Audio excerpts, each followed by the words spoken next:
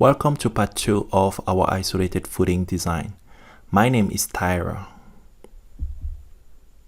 In the previous video, we were given the following design data and had to determine these unknowns, which we did and obtained the following results. Head back to part 1 if you need a quick refresher. In this video, we are going to determine the bending moment reinforcement, that is, the area of reinforcement that will prevent the part from bending to a critical extent. An important parameter to determine this area is the critical moment at the critical section for bending. The critical section for bending is located along the face of the column and continues across the entire part. The critical moment at the critical section for bending is important because it will be taken as the design moment which will be used to find the area of reinforcement. We will proceed according to the following design steps. First, we will determine if compression reinforcement is required. Then, we will determine the area of reinforcement required and a suitable area of reinforcement will be provided. After that, we will check the suitability of the area of reinforcement provided, that is, to make sure it is greater than the minimum area of reinforcement. Let us start by determining if compression reinforcement is required. To determine if compression reinforcement is required, we compare K and K prime. If K is greater than K prime, then compression reinforcement is required. However, if K is less than or equals to K prime, then compression reinforcement is not required. But what is K and K prime? K prime is a limiting value which helps control the mode of failure. Its value is often recommended to be equals to 0.168 to ensure ductile failure. On the other hand, K is defined by this equation, where the design moment is unknown. The width of section is equals to the breadth of part, that is 2700 millimeters. The effective depth is 580 millimeters. Finally, the characteristic compressive strength of concrete is 30 megapascal. Substituting these values into the equation, we are left with the design moment as the only unknown preventing us from finding K. Let us determine the design moment. We will determine the design moment as follows. Here's what we've got. An isolated footing with a square part of breadth and length equals to 2.7 meters, which we've determined in part 1 of this video. When we apply our ultimate design load of 1815 kilonewton, a uniformly distributed load or earth pressure P is generated at the bottom of the part. As mentioned earlier, the critical moment, which is also equals to the design moment, passes along the face of the column and continues across the entire part. The moment is generated by the uniformly distributed load P acting along the distance Lx. To be more clear, if the part is not thick enough, it will bend like so. And the bending moment diagram will look something like this, where the maximum moment will be right here at the center of the part, and the design or critical moment will be here along the face of the column. Since bending or deflection is equal on both sides of the part, we will only consider one of them to determine the design moment. That's why I said the moment is generated by a uniformly distributed load P acting along the distance Lx.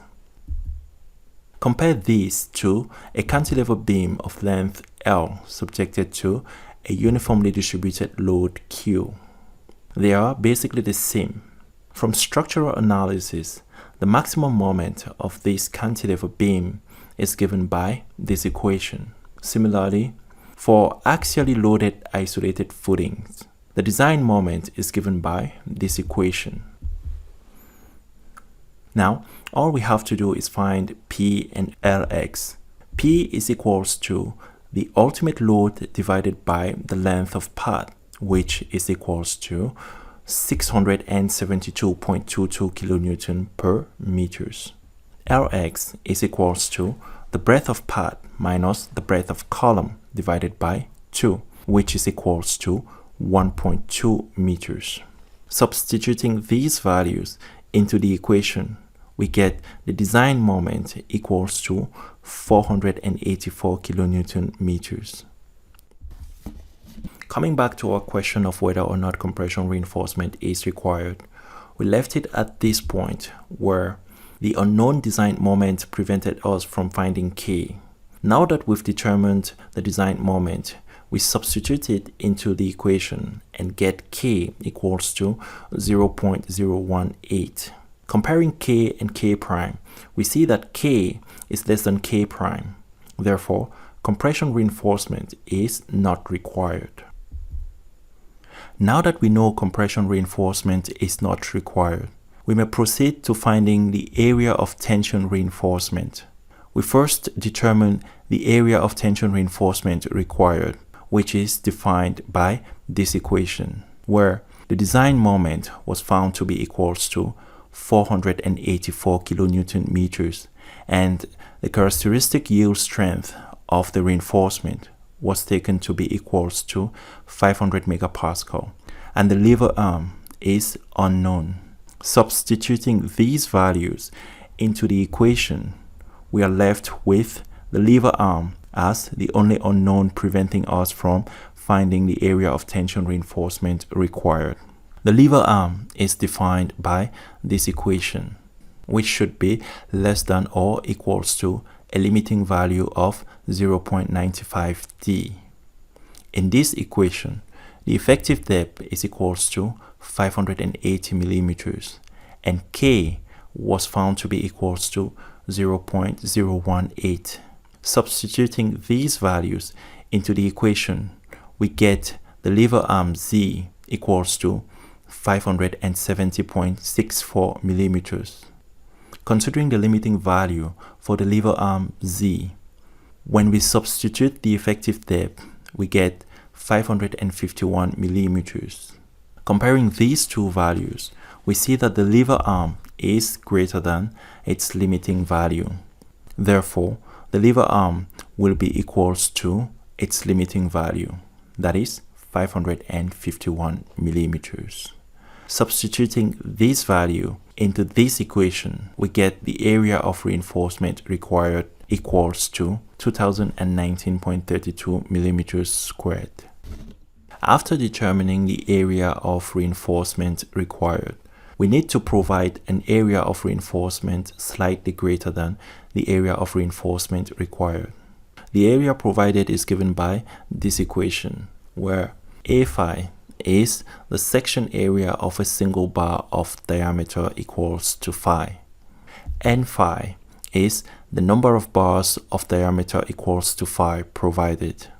For the section area of a single bar, when we use our assumed bar diameter of 20 millimeters, we get the section area of a single bar of 20 equals to 314.18 millimeters squared. To determine the number of bars of 20 provided, we first determine the number of bars of 20 required, which is equals to the area of tension reinforcement required divided by the section area of a single bar of 20. Substituting the values of these areas, we get 6.43 bars. We need an integer here, therefore we will provide 8 bars. Substituting the section area of a single bar of 20 and the number of bars of 20 provided into this equation, we get area of tension reinforcement provided equals to 2513.28 millimeters squared. Now, let us determine the spacing between bars. The spacing required between bars is equals to the breadth of path divided by the number of bars of 20 provided. When we substitute these values, we get 337.5 millimeters. Note that using the length of path here will result in the same answer since we are designing a square path. considering the spacing required, we will provide a spacing of 300 millimeters. We've determined the area of tension reinforcement and the spacing between bars. Now we're going to check the adequacy of the area of reinforcement provided. Note that even though the area of reinforcement provided was greater than the area of reinforcement required, we need to make sure the area of reinforcement provided is also greater than the minimum area of reinforcement. The minimum area of reinforcement is given by the code to be equals to this equation, which should be greater than or equals to a limiting value of 0.0013 BT. In this equation, the mean tensile strength is unknown. The characteristic yield strength of the reinforcement is equals to 500 megapascal. The width of section, which is equals to the breadth of part, is 2700 millimeters. The effective depth is equals to 580 millimeters. Substituting these values into the equation, we are left with the mean tensile strength as the only unknown, preventing us from finding the minimum area of reinforcement. The mean tensile strength is given by the code to be equals to this equation. Substituting the characteristic compressive strength of concrete, we get mean tensile strength equals to 2.9 megapascal. Substituting the mean tensile strength back into this equation, we get minimum area of reinforcement equals to 2361.5 millimeters squared. Solving for the limiting value of the minimum area of reinforcement, we get 2035.8 millimeters squared. Comparing these to the minimum area of reinforcement, we see that the minimum area of reinforcement is greater than its limiting value. Therefore, we take the minimum area of reinforcement to be equals to 2361.5 millimeters squared, which is less than the area of reinforcement provided. We may conclude that the area of reinforcement provided is adequate.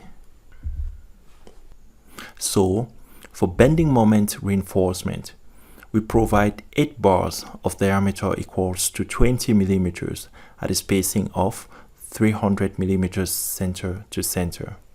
Let us illustrate this result on our footing. Here's what we've got from part 1 of this video.